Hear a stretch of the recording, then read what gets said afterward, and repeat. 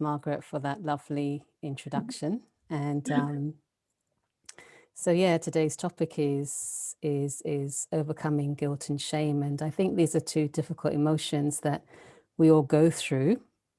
Just to check, is the sound okay? Yes. Are you hearing it? Great.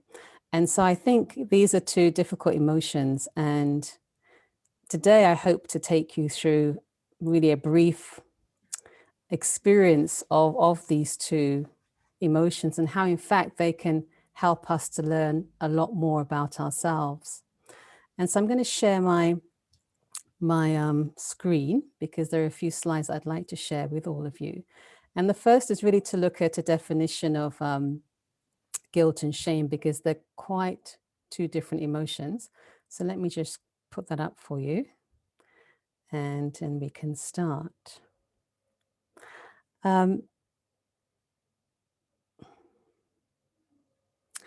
So let me just get there. Yeah. And so the first thing is really looking at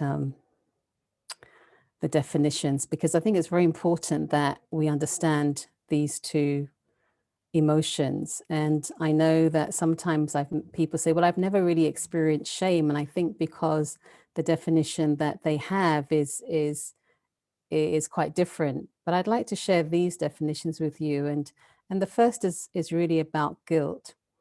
And it says here that guilt is a feeling people typically have after doing something wrong, intentionally or accidentally. A person's sense of guilt usually relates to their moral code. And so we've all had experiences where we've done something, we've wished, oh dear, and we've had feelings of guilt. But that's actually quite easy to manage. What's a bit more difficult and complicated is when we feel shame. And of course, if we keep feeling guilty, then often that leads to a feeling of shame. And I'd like to quote two people because they've worked a lot in these two areas. And one is Brené Brown and the other one is Carolyn Spring. And what she says, Brené Brown, she says that shame is the intensely painful feeling or experience of believing that we are flawed and therefore unworthy of love and belonging. And so it's when I don't feel worthy, when I don't feel a sense of belonging. And I think most of us, if not all of us, would have an experience of feeling that way, where we don't feel worthy of something. We don't feel good enough. We don't feel that we can do a particular thing because of the relationship that we have with ourselves. And Carolyn Springs, she talks about shame being a method or an emotion that's trying to really to protect us and keep us safe. And so it kind of keeps us from being hurt. And so when you are in a feeling of shame, it almost paralyzes you. You're kind of stopped in your tracks and you don't really make another move because you're feeling so awful inside. And I think what she's saying there is that it's that other step that you would have taken that would have actually been far worse and have greater consequences. And so she's looking at shame as a way of protecting us in a way that's not comfortable, but a way that we can begin to work through the relationship that we have with ourselves. And so in essence, we feel guilty for what we do, but we feel shame for who we are. And to give you an example of that, I was talking to somebody the other day, and she was sharing an experience before lockdown when she had been invited to give a talk somewhere, and she completely forgot. And then, like sort of 15 minutes before the talk was to start, they asked her, are you coming? Where are you? And she was about maybe 35 minutes drive away. So there was no way that she was going to make it. And so she could have had two responses. What she did say to herself was, oh dear, that's a really crappy thing to do. And, I really hope they get someone else. And, I must write a letter of an email just apologizing. If it was shame, she might have said, you idiot, how could you have done that? Why didn't you put it in your diary? But she didn't.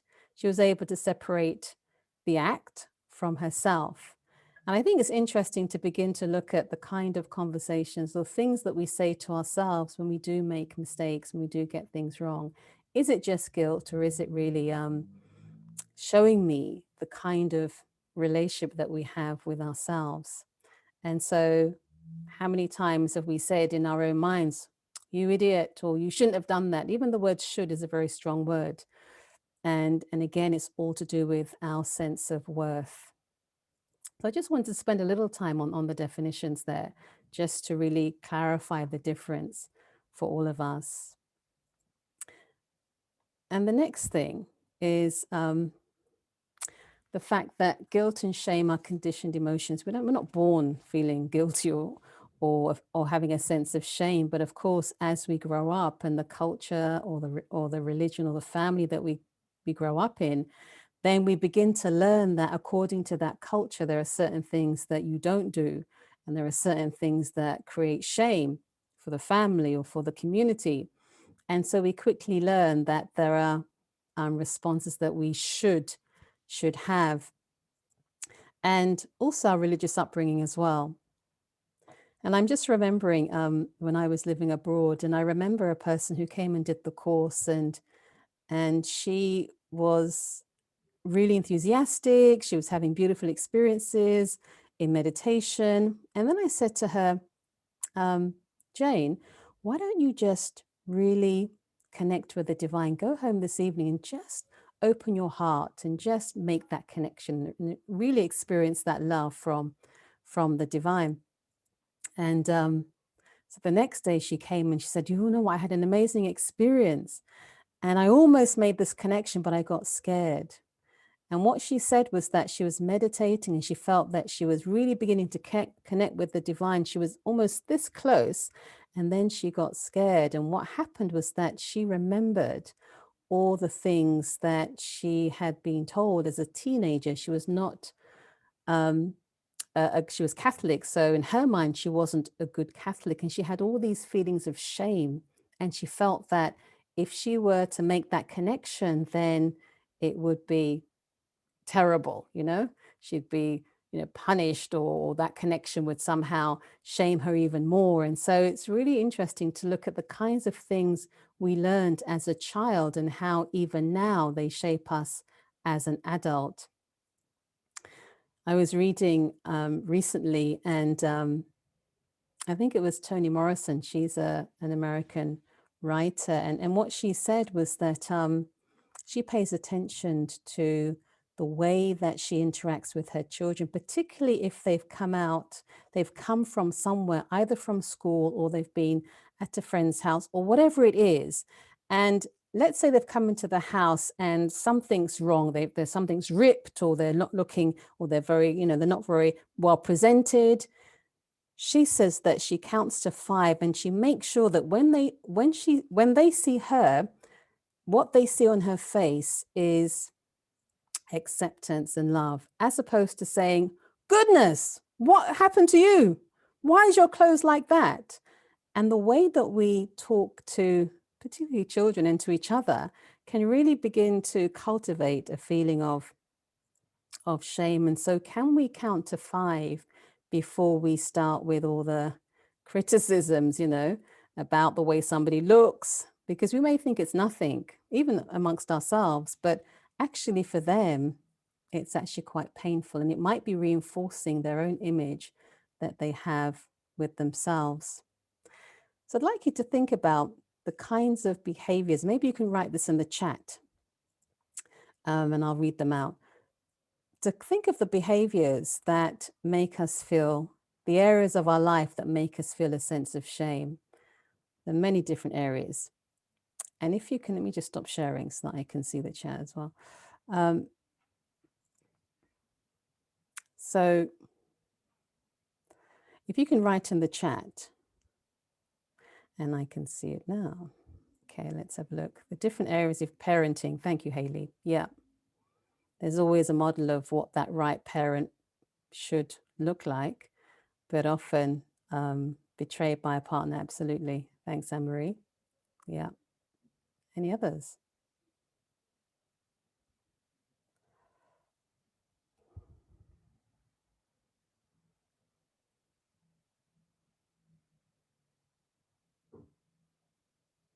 I'll wait for you just to, Yeah, my past and current actions not being good enough. Absolutely. Many areas, I think. Yeah.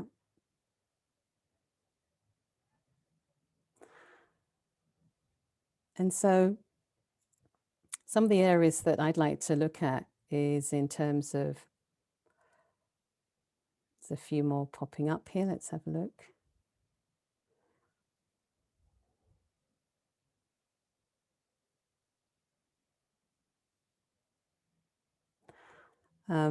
Behaviors, reactions, never given a sense of worth, societal expectations. Absolutely. All of those for sure.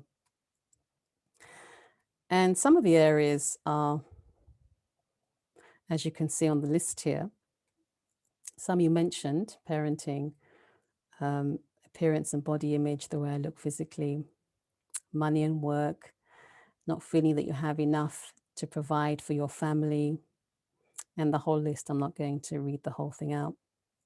But surviving a trauma, being stereotyped and labeled. So we have people have various images of certain groups of people.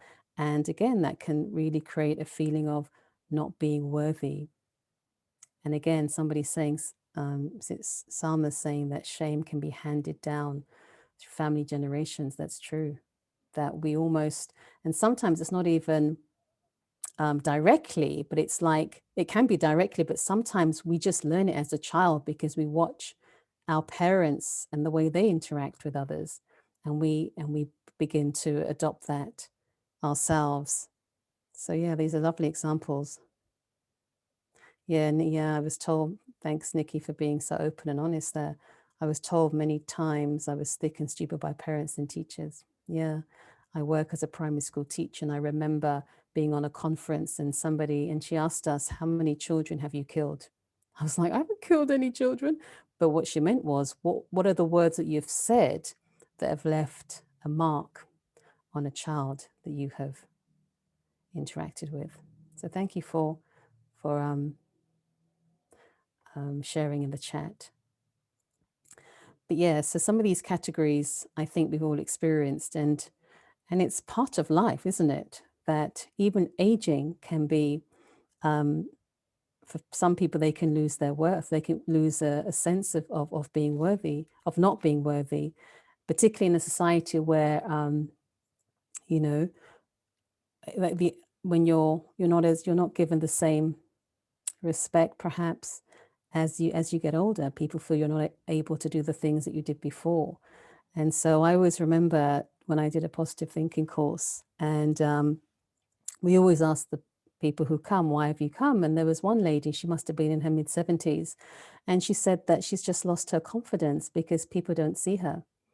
It's like they look through her, and yet she was saying, I've got so much to offer, I've got all of these qualities and characteristics and skills, but it's like people don't see that. They just see an old woman, or an OAP, an old age pensioner, as she put it. And so many different areas in which we begin to experience a sense of shame, which is much deeper, as I've said, than guilt. And one of the things that reinforces our sense of shame is the way that we think, the way that we use our mind. And these are called unhelpful thinking styles, where I label myself and I take on the labels that others have given me, as somebody shared in the chat earlier.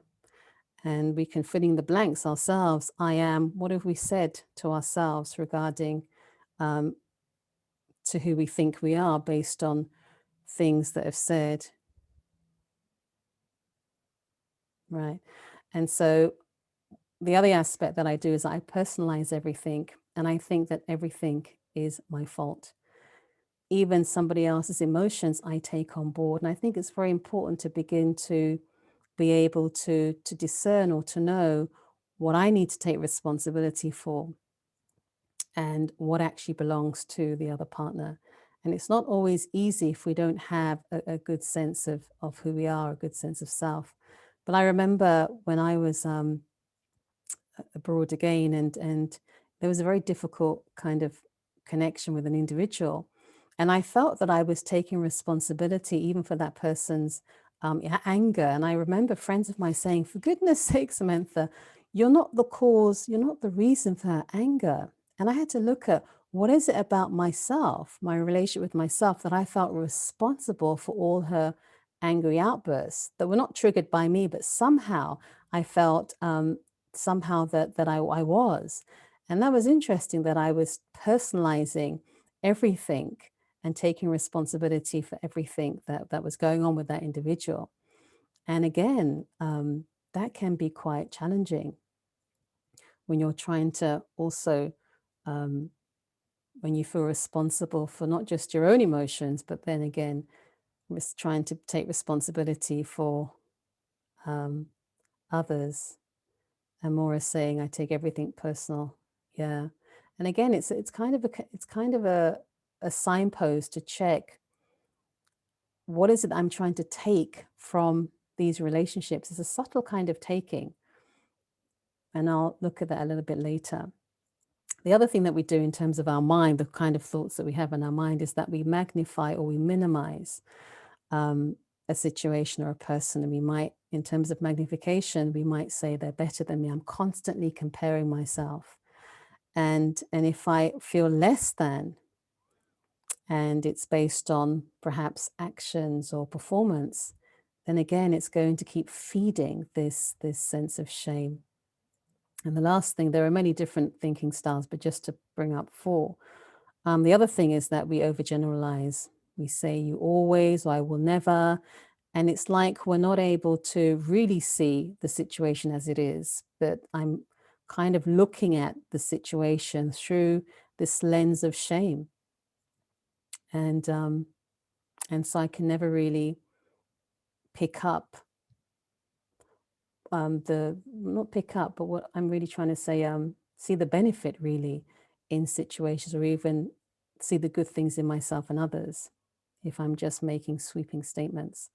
And so it's good to check some of these thinking styles and how they reinforce our own self-image.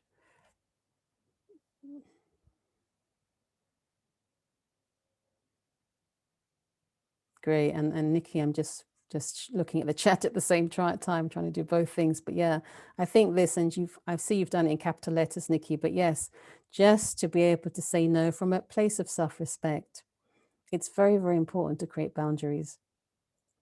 And of course, when you don't feel that you're worthy or good enough, we don't have any boundaries, because we're always trying to please others and get a sense of worth from other people. And so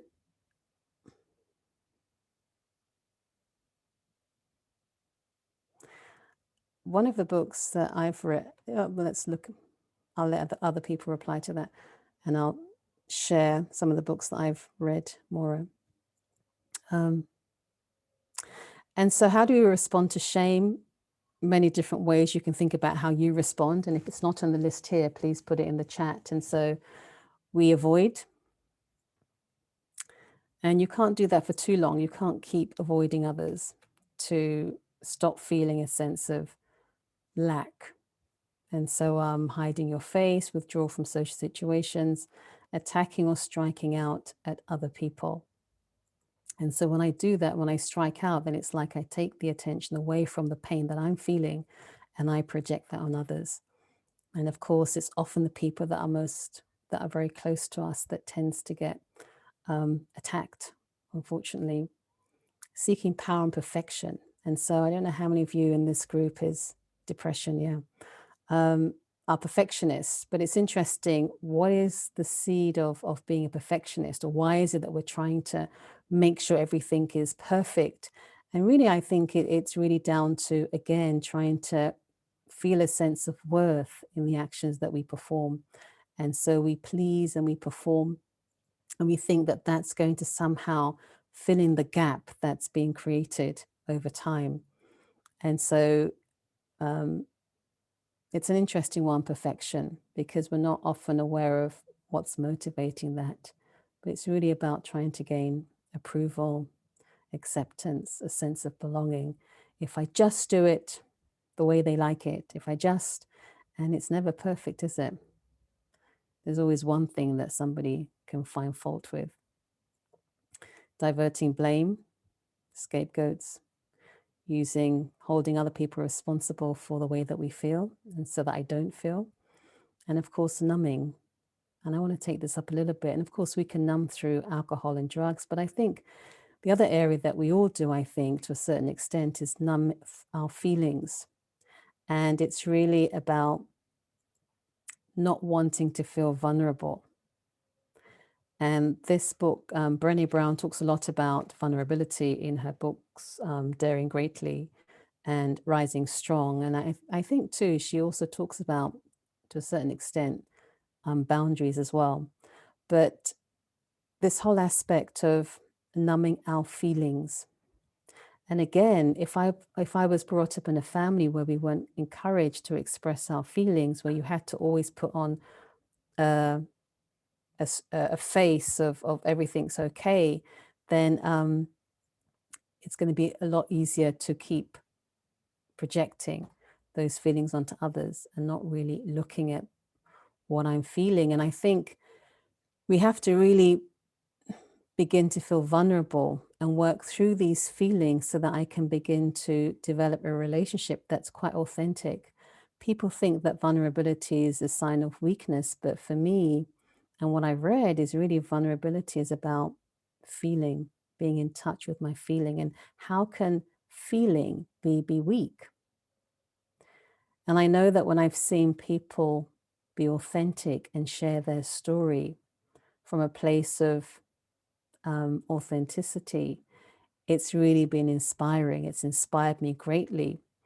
But I also have to check, to what extent do I feel comfortable sharing my own story in the same way?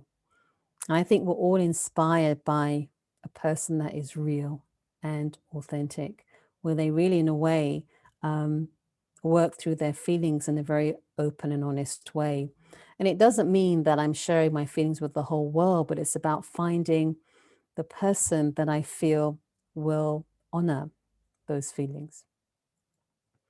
And so, to what extent do we numb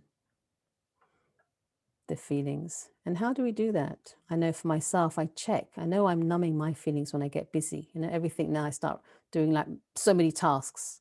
I move from one task to the other.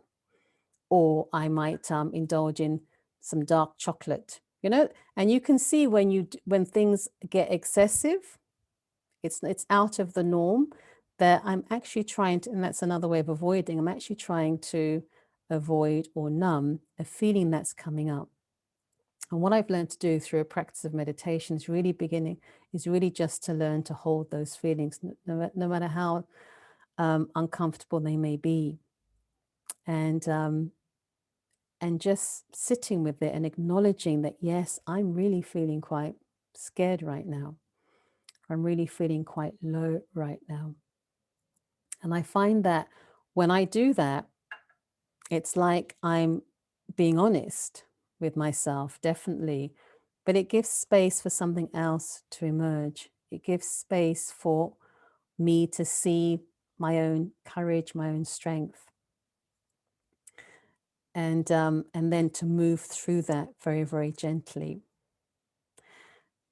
And I'd like to just share one last slide. And I think this is a very important model. And it really looks at where do we experience the shame, a bit like the list we showed earlier. And you can see that the outer layers, in terms of understanding what makes me, the layers of me, are really the physical aspects of our identity. It's the race, the gender, the age. And I think in that list earlier, some of those categories were shown too. My economic status, size. And I don't know if I've shared this story here before, but in terms of size, I remember a young gentleman who was doing the meditation course, and he saw this model. And what he shared was that he spends so much time just on his physical appearance, his size. And every day he'd go to the gym, because when he was a child, he was, as he put it, he was obese and he was bullied. And it was very traumatic. And so now, being in his 30s, that memory was still with him. And so he realized that his whole sense of self-worth was very much based on his size, his physique, because he experienced a lot of shame, a lot of lack of self-worth because of what other people said about his body when he was a child. And so so the outer is the physical, and as we get into that circle, the second layer is really other aspects of ourself that we begin to see in others when we have a conversation with them. And so learning about our own personality through our interactions, or learning about others too, through their behaviors, through their beliefs, through conversation. And so even in that second layer, we can still experience a lack of self-worth based on the feedback that we get through the things that we do. But where we are, for me, the safest is in our inner core. And that inner core is our being. Call it the soul, call it higher consciousness. But it's what you can't see, but what happens internally. And so our inner core is based on these 5 qualities. And of course, many other qualities are connected to them. So we've got peace, love, happiness, wisdom, and strength. And so peace and patience would go together, love and compassion. And what we're really saying in this model is that we all have these qualities. And how do we know that? Because we all strive to experience them. But what's happened is that we are looking externally. So we're expecting these things, our relationships, our appearance, to give us a sense of happiness or peace. You know, we're expecting my job, my profession to make me feel this. And if I'm looking outside to begin to experience what we already are, then it's going to be like an emotional roller coaster, because it all depends on what other people say. And I think through meditation, for me personally, what it has done is that it's enabled me to really experience this inner core and to begin to work from the inside out. And I think that's when we can begin to address and begin to transform our relationship with ourselves, because shame exists in these 2 layers.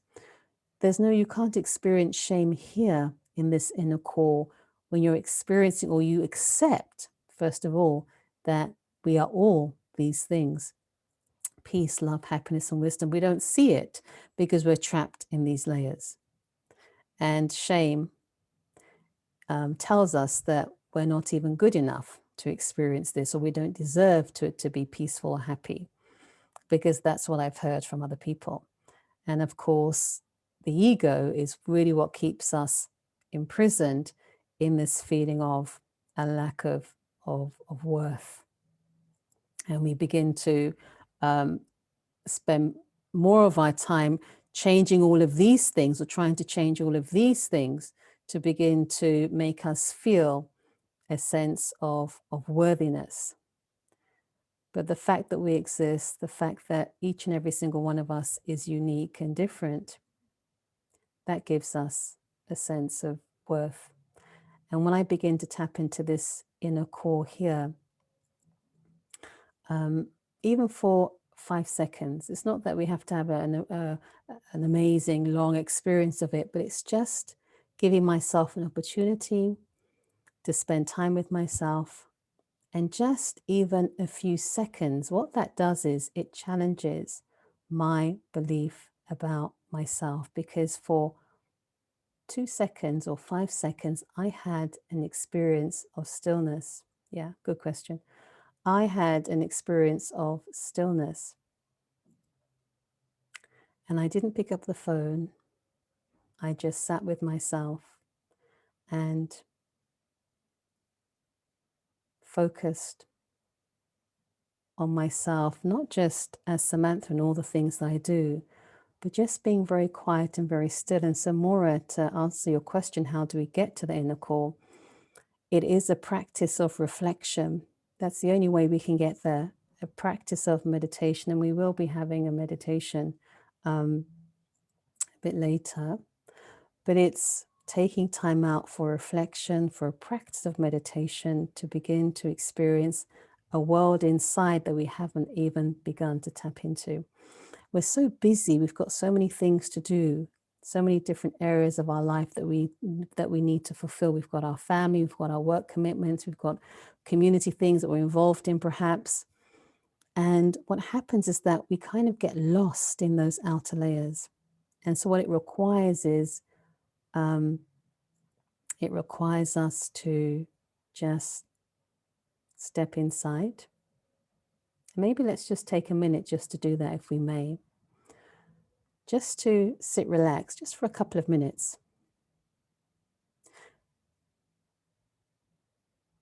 And I'd like you just to sit comfortably for a moment. Relax the body completely. And just take a few deep breaths in and out.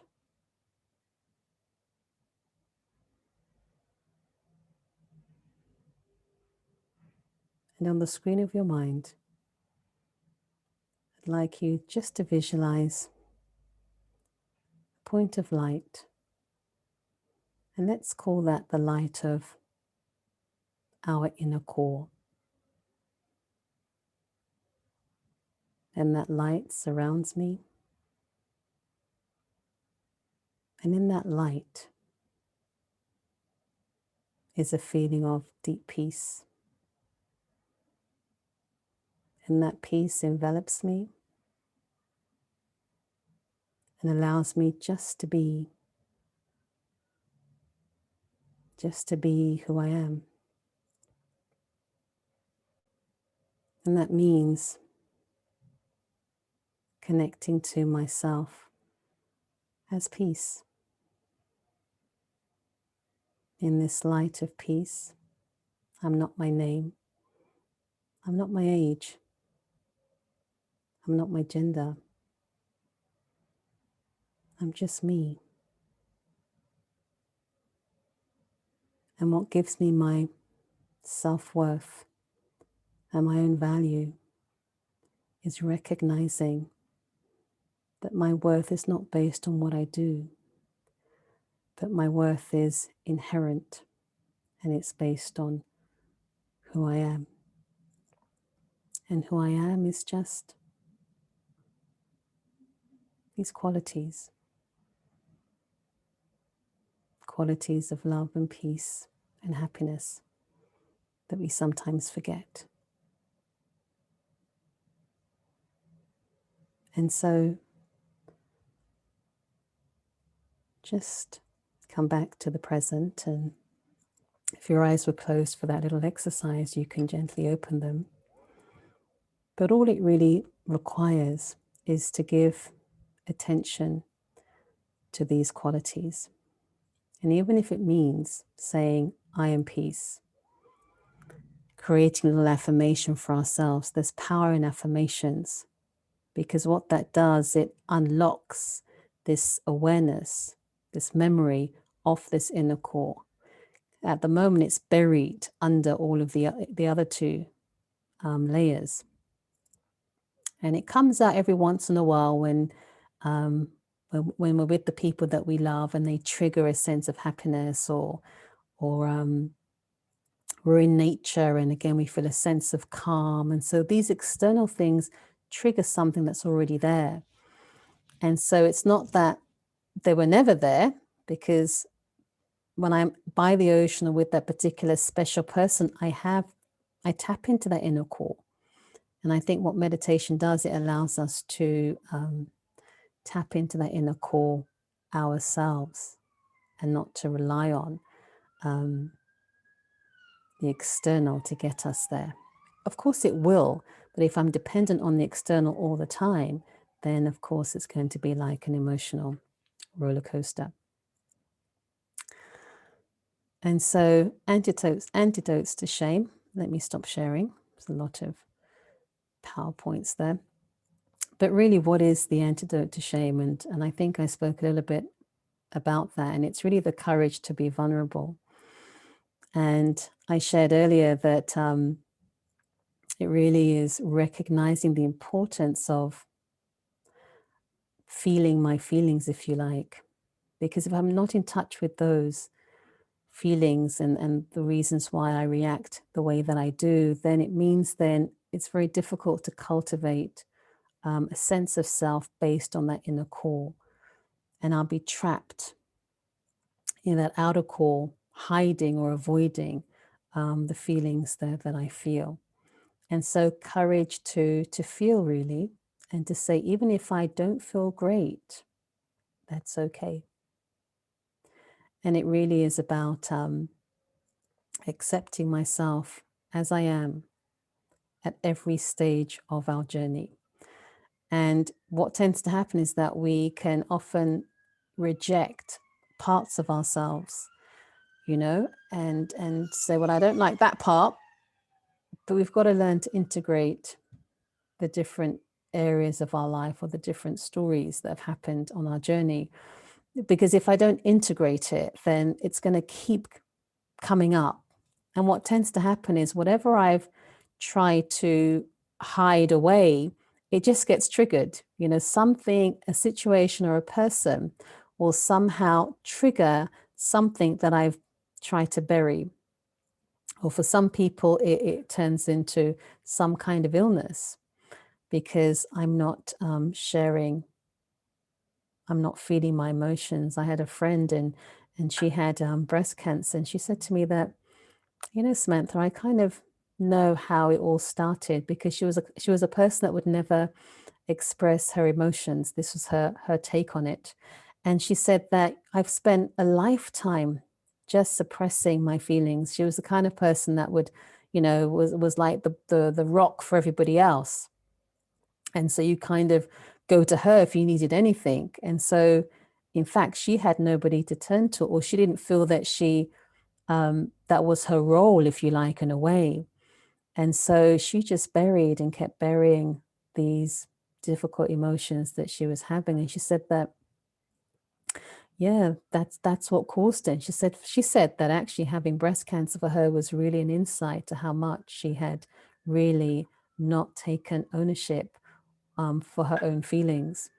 And so it really is about accepting. And of course, initially it's really, really scary, but then it's being able to hold and to acknowledge what we're experiencing, and then understanding that it's when I make friends with that emotion that I'll be able to let it go. Because I always feel that it's one continuum. So it might be peace and anger, for example, one side of the coin, anger and peace, or it might be fear and love. And it just means sometimes we're on the other spectrum. I'll show you my hand. So fear on this side, love on the other side, or peace and anger. And sometimes it just means we're on the other side. And it just requires attention to begin to move ourselves over to the side that is much more rewarding. And so when we label things as it's right and wrong and good and bad, then we do get into feelings of shame, maybe guilt initially, but then if we keep saying that to ourselves, then particularly when we say I'm wrong, then it gets we get into feelings of shame. And so rather that it's one continuum, and let me check, where am I on this? And how can I begin to gradually move to a place which is much more beneficial and useful? And so it really is about cultivating self-compassion and really being kind to ourselves. I work as a teacher, and okay, now they have mindfulness in schools, but it's not really a subject. We don't learn how to be kind to ourselves, because we've been taught that when you perform and you get results and you please others, right, subtly, then that's when you deserve to be loved, for example.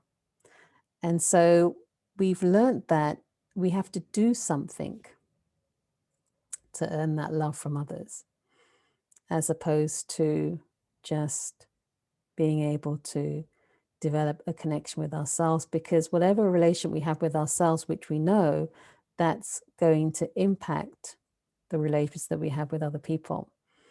And so let me start by being kind to myself. And it's all about the kinds of conversations that we have inside of our own minds. It's all those unhelpful thinking styles that we create inside. And so all we need, it's not really rocket science. It's just about, in my personal opinion, paying attention. So when I have that thought, I am, let me change that to something like, I am valuable. I am worthy to be loved. I'm capable. And it may feel like it's just words, right? If I'm really if I do have a deep sense of not being worthy, it just sounds like empty words. But the more we repeat it, the more we keep saying these kinds of positive affirmations, then what it does, it gets us to that inner core, even as I said earlier, for 5 seconds. Because what those 5 seconds does is it challenges the belief that I'm not that. Because for 5 seconds, I just experience compassion or love or something beautiful. And so I can begin to undo these limiting beliefs that we've created about ourselves or that other people have helped us to create. Often it's that. It's what parents have said or teachers have said, as somebody said earlier in the chat. But what's more important is, what am I saying about myself? And as a child, I didn't really have much control over what adults said to me. But as an adult, I can begin to unpick all of those labels that were slapped onto me that I assumed, perhaps. And it's about starting very, very gently and being very patient with ourselves and really having that self-compassion and kindness and care. And what I find extraordinary is that we are very good at being good listeners for others or being very compassionate for others.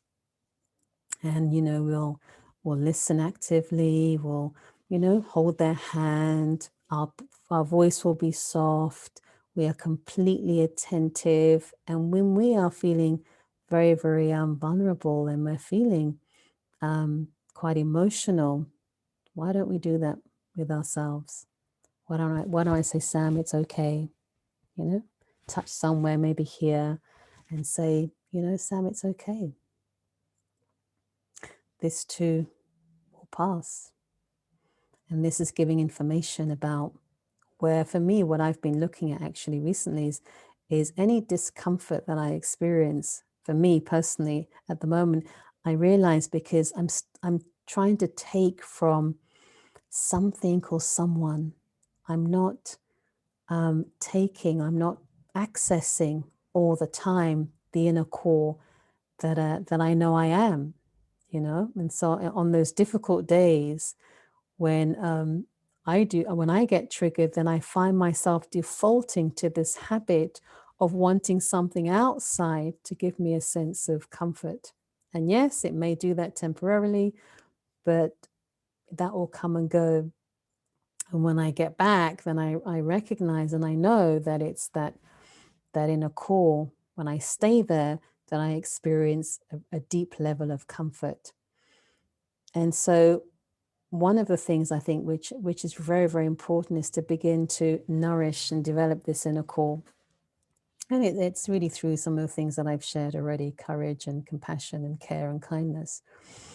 But more importantly, and I think for me, has been this connection with the divine, which I shared earlier in the story of the person that felt she couldn't make that connection.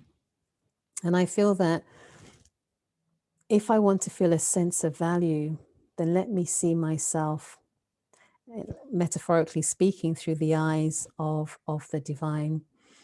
Because this supreme energy, call it the universe, call it whatever you like, is guiding, I feel, every single one of us. And the divine, I feel, sees us in a very unique way. it's a vision which is completely positive, a vision where we are at our highest point. And I think that's a very interesting journey or relationship to cultivate. If I had to write down, maybe you might want to write it in the chat, actually, it'd be interesting to see what you write.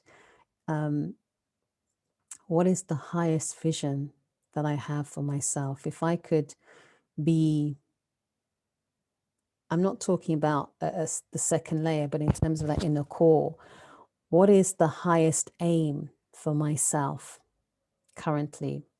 How would I like to be in my relationships? How would I like to be with myself, with others? Actually, if you could write that in the chat, that would be very helpful. Okay, okay, let's just check your questions. Okay. Sorry, can you put that last? I'll put this. Okay, I'll put that last slide up again in a moment. I'm just checking the chat because it's kind of current to what I'm saying. Yeah. So, okay, please write that in the chat, the vision of your higher self. But let's pick up some of the questions before I finish because it is connected. And so when someone close says you're not good enough, it hurts you so much. You start to feel shameful. Why is this? And so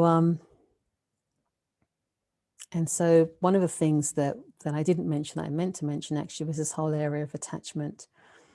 And again, when I am attached to somebody, and that's different from love, because where there's a loving connection, there's no expectations. And when it's truly a loving connection, then both parties grow and flourish. And when it's mixed with attachment and dependency and expectations, that's when we begin to experience sorrow sometimes in our relationships. And so again, because I'm attached to, it's not so much the person, but it's the vision that he or she has of me. That's the issue. And when my sense of worth and my sense of value is caught up in somebody else's vision for me, then that's like being on an emotional roller coaster. Because depending on that person's relation with himself, and we're all dealing with shame to different degrees, then that person, and including myself, will be projecting our difficult emotions on each other. And that's why I feel it's very important to cultivate that inner core so that I'm able to, first of all, not do that, but also to not take on the other person's projections. Because often what they're saying about you is often what they feel about themselves, I feel, most of the time. When you see a weakness in yourself, it's because, sorry, when you see a weakness in others, it's because you have it yourself. And if you see a strength in others, it's because you have that too. And so it's interesting that if he's saying you're not good enough, maybe he's also saying I'm not good enough. And we can hide. We're so clever at hiding and showing a front of security and strength.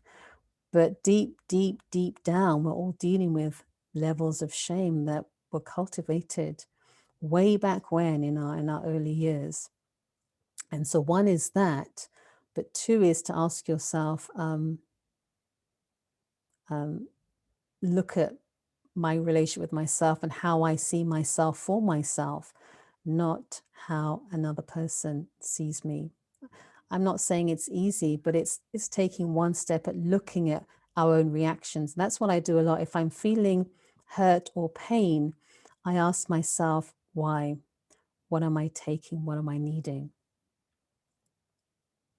Because basically most of us are struggling in different ways. And so to expect another person to really make us whole or constantly happy at this time that we're going through is not realistic. And so it really is about, I feel, each and every one of us building ourselves up from the inside so that we can support in a very genuine, sustaining way. But because there is so much, there are so many gaps, because we haven't spent time or chosen the time to do that work, and it's a constant journey of this inner work, then we get into this hurt and this pain, because I'm expecting somebody else to fill that gap. And it's not possible that the core has gone weak. The core, I think the core is, it's not a question of the core being weak, but I think what has happened is that we've suppressed it. We haven't given attention to it. So it's just there. All these qualities are there, but the light's not shining on them. The light's shining on the way I look, my hair, what other people think. That's that. Well, my whole mind is caught up with that. And I always say that 80% of our time is spent worrying about what people think, looking at other people, speaking about other people, thinking about other people. And most of the time it's not benevolent, it's not beneficial. And so so I think it's not a question of the core. The core is for me, that core is strong, but at the moment it's not giving any attention. And so as soon as, and that's how amazing it is, as soon as I start giving that attention, 5 seconds, it can do wonders. And that's why I'm saying you don't need a long length of time. Initially, you just need to give it some attention, switch the light on, and see the treasures that we have. So that balance. I'm getting into questions actually, Margaret. I don't know whether I should perhaps end and then we can do all the questions after that.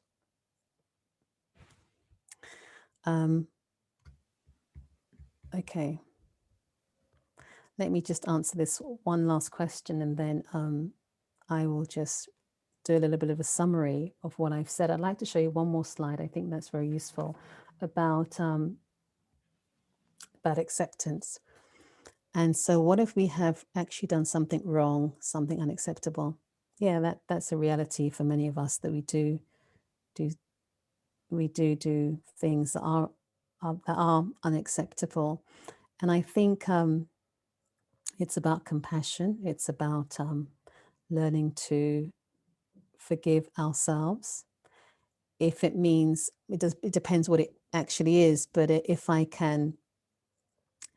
it involves another person, if I can be honest about whatever that might have been, and that takes courage, because you have to deal with a response from that person. But I think the first thing is really to forgive yourself. And I think often we do things, we make a mistake once, right? And we feel bad. But when we keep reliving that over and over and over and over and over again in our mind, really, who is our worst enemy? It's really ourselves. Because yes, okay, I did something unacceptable, even if I did it 2 or 3 times. Okay, I did it, fine. Why I did it, let me learn from it. But when I keep repeating it and repeating and repeating it, that's really damaging my own inner world, if you like, or my own mind. And so, okay, I've done that. If I can write it in some way, let me do that. But let me just accept that and forgive myself. And that requires, as Anna put it, love, self-compassion. Because beating ourselves up about it, no matter what it was, is not going to help. And what's going to happen is that we're going to go deeper into these feelings of shame and pain.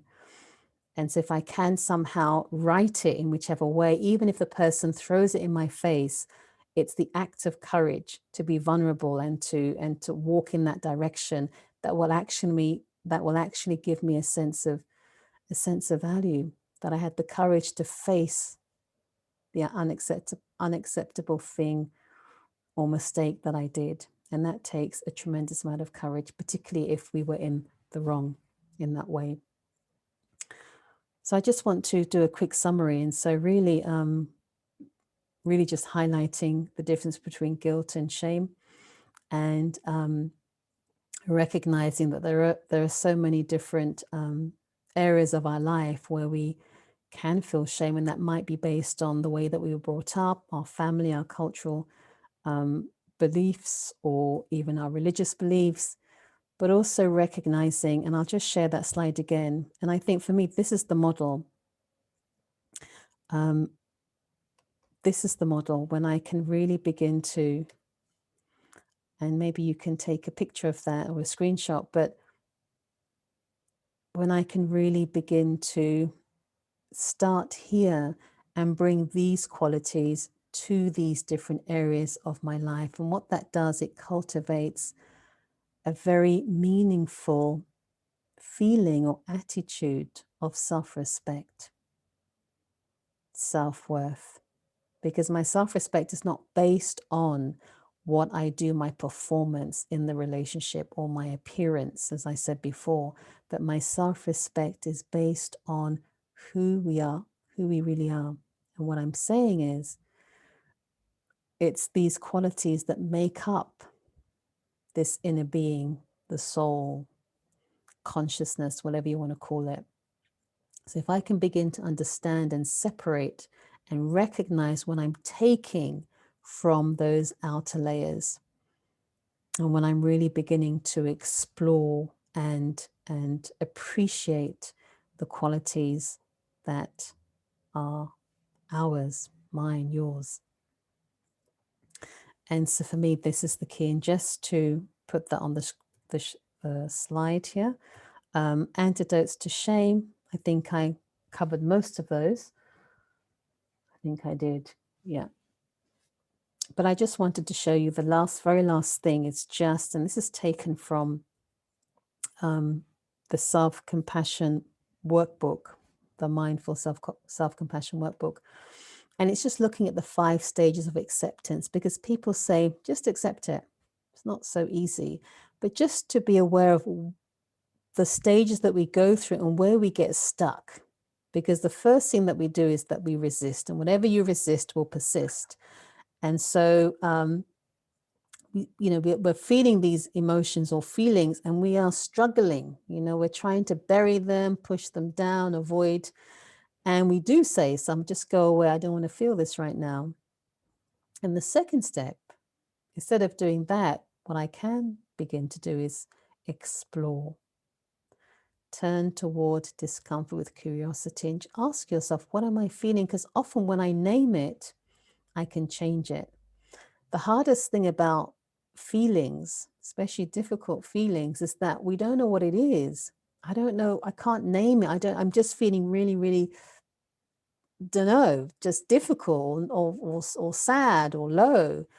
But when I'm able to name that feeling, that's when I can begin to work through it.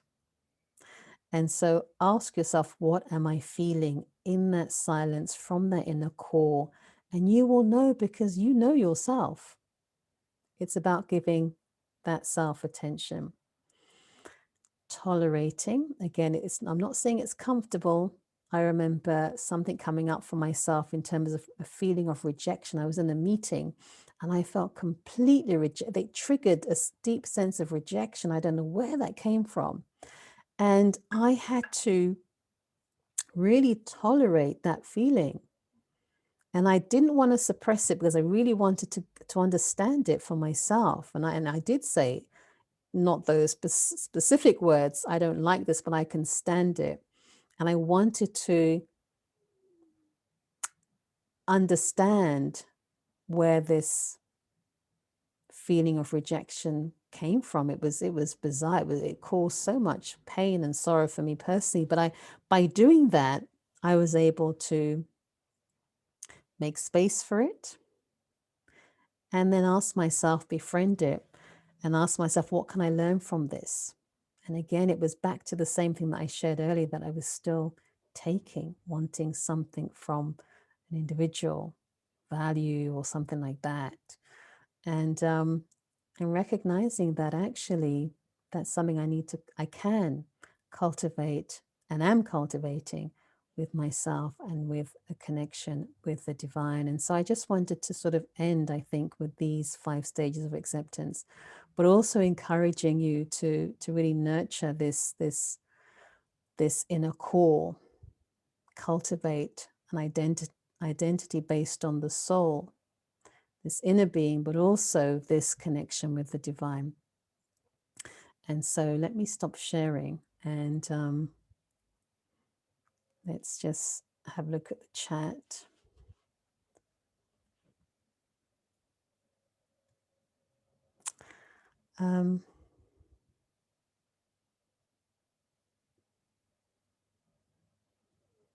Yeah, some lovely comments and just suggestions also. Thank you for sharing those.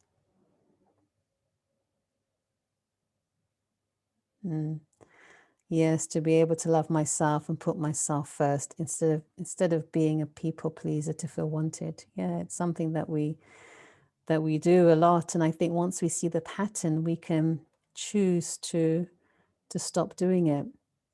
People say, but how? It's a habit. I've been doing it for ages.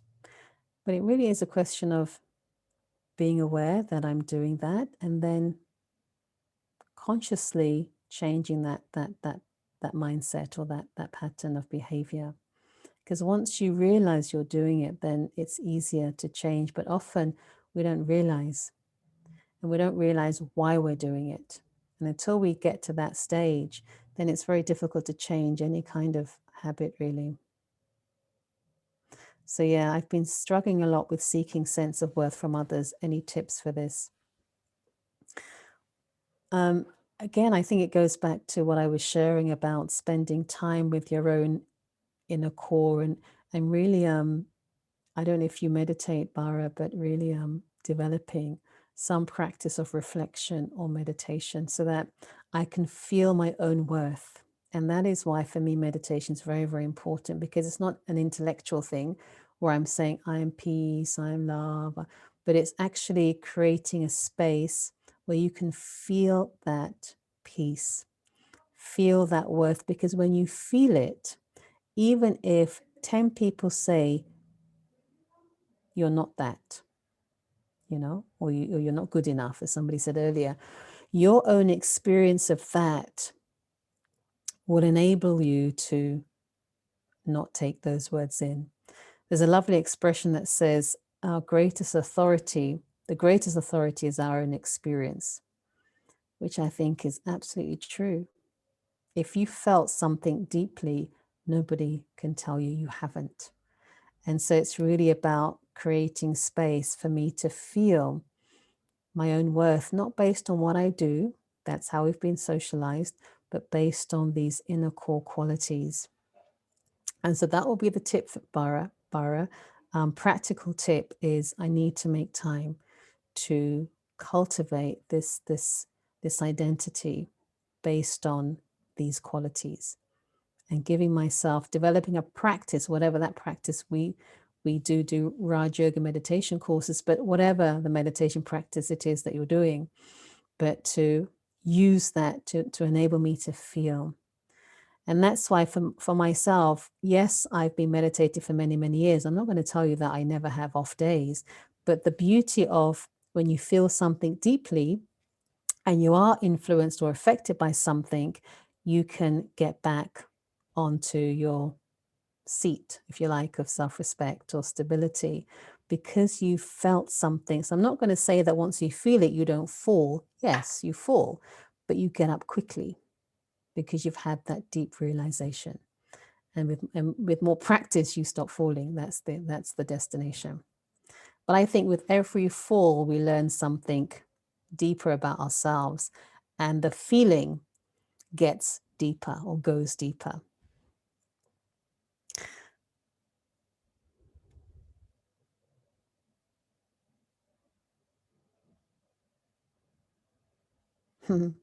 That's nice, Nikki.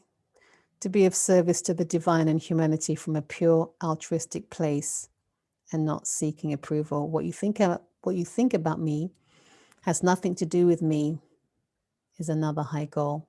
Absolutely. Absolutely. And what I've realized too, Nikki, and everybody else, is that people have a right to their opinions. And if you don't like me, that's your right, in a way.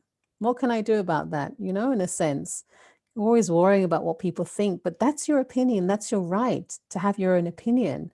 And let me work on cultivating my own connection and really thinking about what is it that the divine thinks of me, which I think is much more constructive. And so Microphone's getting muffled. And so I feel that's a much more healthier question. What does the divine think of all of us? And that, of course, the vision of the divine is one of our highest self. So that's lovely. Thank you for sharing that, Nikki. That's lovely. I had asked the question, yeah, what is your highest self? At my highest self, I want to be at my strongest and most peaceful. I would also like to be easy to love. That's beautiful. Yes, I can send, I'll send the slides to the Bradford Inner Space Center. There's a request for the slides. Yeah, okay, great. Okay, so I think I'm going to stop there. I'd like to do a meditation. I don't know if there's anything else, Manish or Margaret. I can just see lots of thank yous there. If there are any other questions that you'd like to raise, or we can go into a meditation. I think it would be nice to do meditation, Sam, Samantha, if we could. Yeah, great. And then if there are still some questions, but hopefully the meditation will help people to actually access what the answers are. Sure. From the meditation. Sure. Sure. Do you do it with music, or should I just, how does it work, the meditation, Margaret? Should I just, do you have music in the background, or should I just speak? Sometimes we have, Manish can add music, but if you start, and then we'll see if that's possible, and it will be fed in if it is. If not, then just your voice, your calming, soothing voice is still adequate, really. Okay, thanks, Margaret. Okay, so let's just, I think we've heard quite a lot today, quite a lot to digest. And, but I think let's now just see if we can take the essence of what we've heard today for ourselves. And so for that, just to sit comfortably in a relaxed position. If you're holding anything in your hand, if you were taking notes, perhaps just to put everything down and just gently rest your hands in your lap.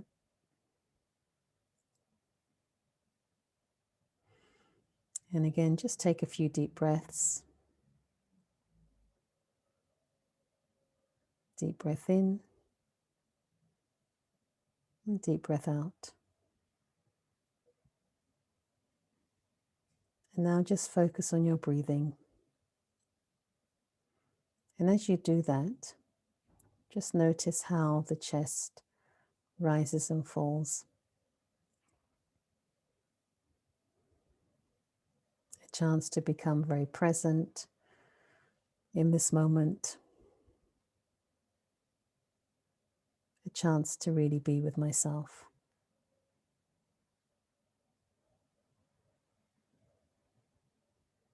And so now on the in-breath, I'd like you to breathe in something good for yourself. It might be peace, or love, or happiness. You choose the quality that you need. And on the in-breath, you're going to imagine that you're breathing in that quality. And on the out-breath, just letting go of anything extra that you don't need.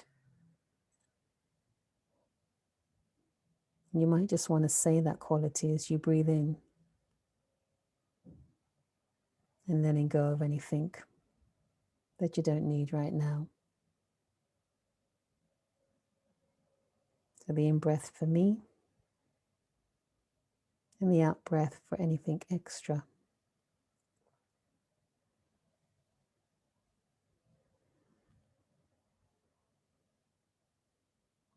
Allow that quality to fill your entire being as you breathe in.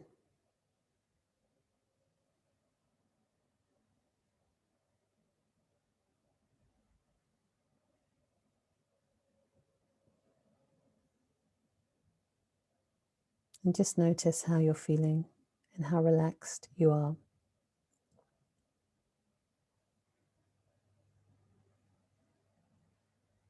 And on the screen of your mind, using the same quality,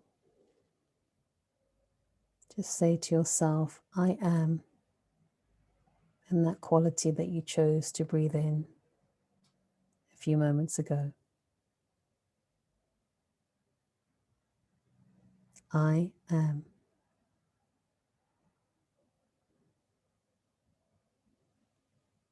I am. When I connect to any quality, it allows me to connect to my true self, that inner core of wisdom, of happiness, of peace. And that inner core is really the makeup of my own inner being, the soul, which is just light, light of love, light of peace, light of happiness and joy. And when I start any action from this awareness, then I know and I feel that I am capable and that I am worthy, simply because I exist. It's not dependent on my actions, what I do, what I say, but just dependent on this awareness of just being peace, love, happiness.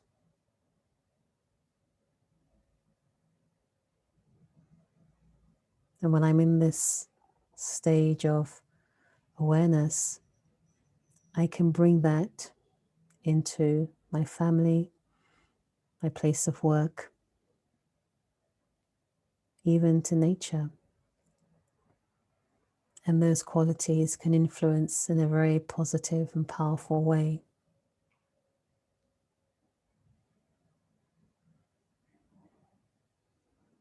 And in this connection with myself, it's just light.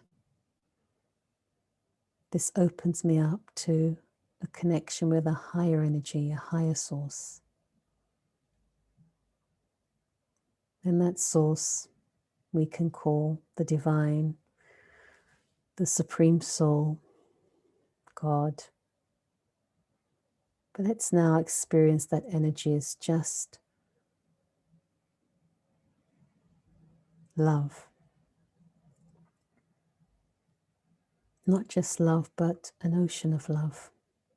Love that is unlimited. And I imagine myself surrounded by this ocean of love.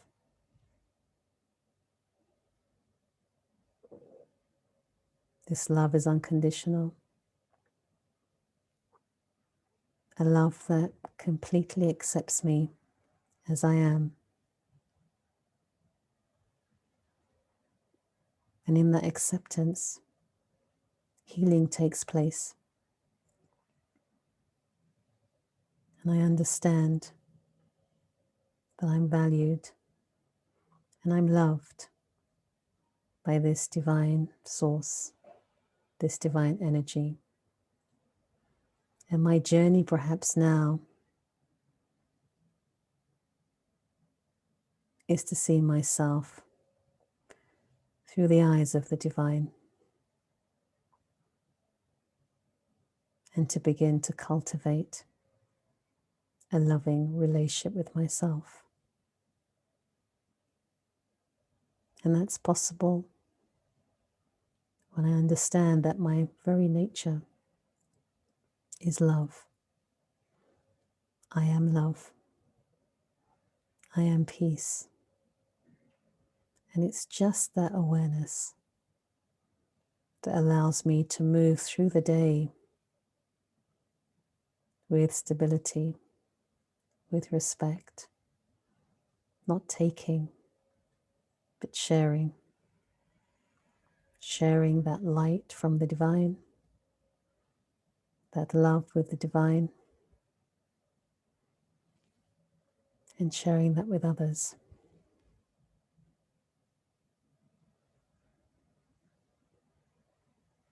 And so in the silence, let's just spend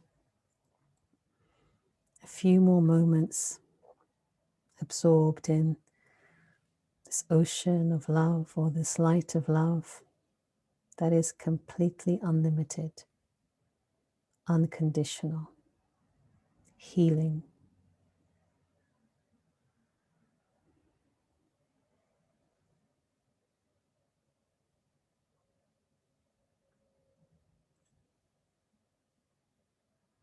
As I fill myself with this light of love,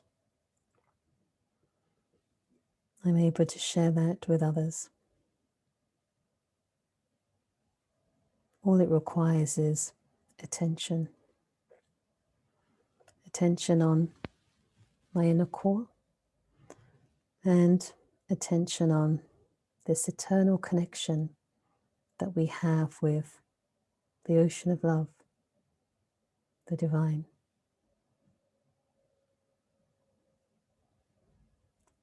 Om Shanti. Om Shanti means I am a peaceful being. And so just to keep that awareness, holding this love from the Supreme, the love that you already are. And if your eyes are closed, you can gently open them. Thank you.